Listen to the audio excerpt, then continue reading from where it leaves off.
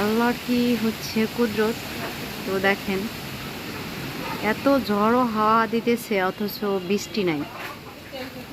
আল্লাহর কি নিয়ামত।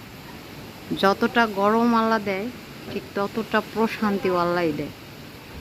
আমরা অধম বান্দা কিছুই বুঝি না।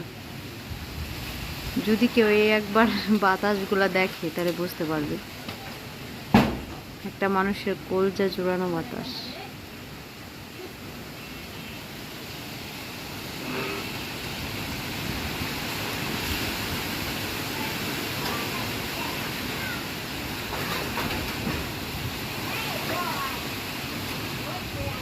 দেখুন কাঁঠাল দুইটা কেমনে জ্বলতেছে।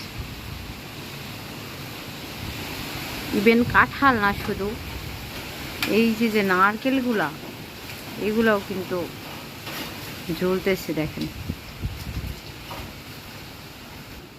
তো সবাই ভালো থাকেন, সুস্থ থাকেন, আর প্রকৃতির যে হচ্ছে আবহাওয়া উপভোগ করেন। ধন্যবাদ সবাইকে।